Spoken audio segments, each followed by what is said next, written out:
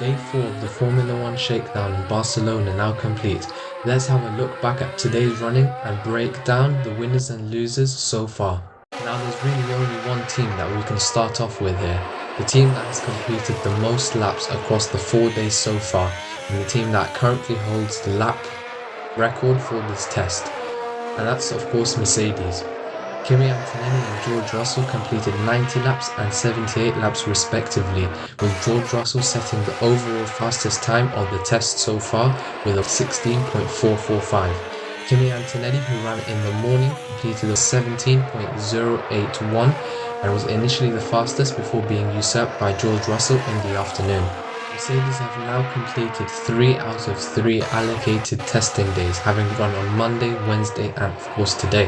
Now, there's not really much to say about Mercedes apart from the fact that they have been pretty much bulletproof and they have also started to show a bit of performance. They are arguably the team that has displayed the best overall, you could say, performance across this 4-day test so far, and nobody really comes close in terms of matching their mileage and their performance. Although we do not read much into the lap times, it is ominous that they are starting to push their car already, and we haven't even made it to the official test so far. Now moving on to a team that has completed most of their running under the radar, I would say.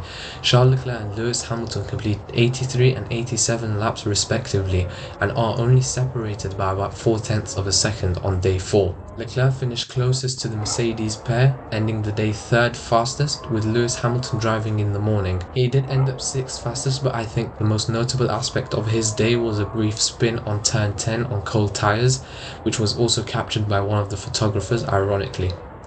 He avoided any damage and got running again to complete his remaining laps of the morning session. Now Ferrari, as I said, they have been pretty much under the radar. I don't think anybody's looking too much at them, partly because of the fact that Mercedes have pretty much stolen the limelight. But for me, Ferrari are ones to watch, conducting business effectively, and their Ferrari power unit is holding up across the board. Next are the world champions of 2025 and 2024, and that's of course McLaren.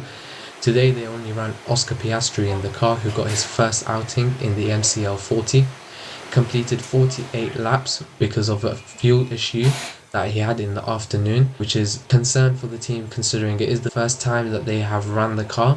And of course they do run Mercedes power units, but I believe this wouldn't be related to the Mercedes power unit itself. So McLaren with some work to do to identify their faults.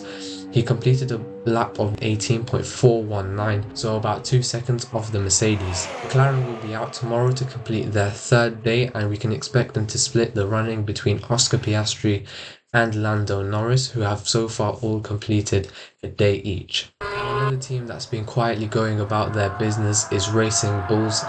They are obviously running the Red Bull Ford powertrains, and Liam Lawson and Arvid Lindblad both split the day today, completing 47 laps and 64 laps respectively.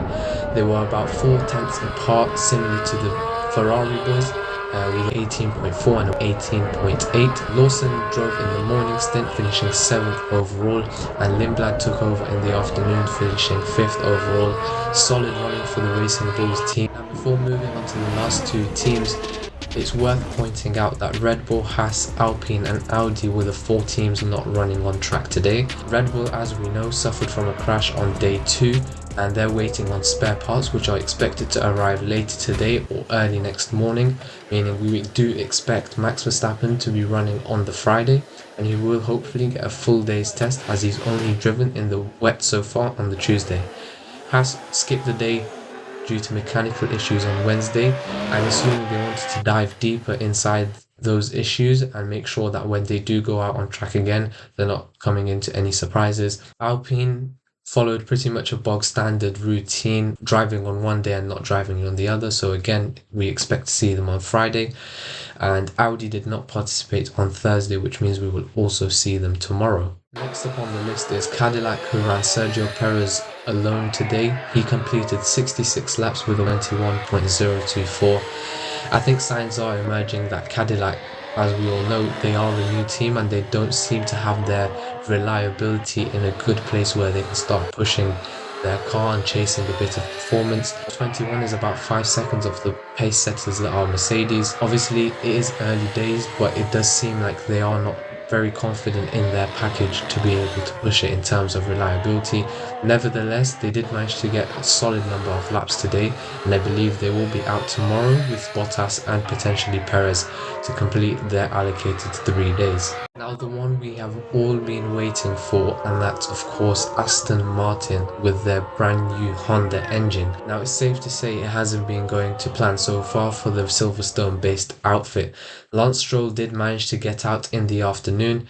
In the last few hours of the day, he completed only 4 laps, and that was because of an issue where he stopped in the final sector of his 5th lap, causing the day's only red flag. But Aston Martin ran an all-black carbon livery without sponsors or any stickers, nothing of the sorts, which means it was very hard for us to see any sort of aero design or anything of the sorts. It's not a very good look for Aston Martin and Honda considering it's an Adrian Newey powered design, but they do have one more day, and at least they're in a better position than Williams, who have not made the test at all. I do hope that we can see Aston Martin producing a competitive car with a strong engine in Honda. Now we can only wait and see how they're going to fare, and of course we will be seeing Fernando Alonso taking to the track for the first time in 2026 tomorrow on Friday. Just a brief note on Williams. We did hear news yesterday from James Fowles stating that they will be present in the Bahrain tests. However, it's not a very good overall look for the team, who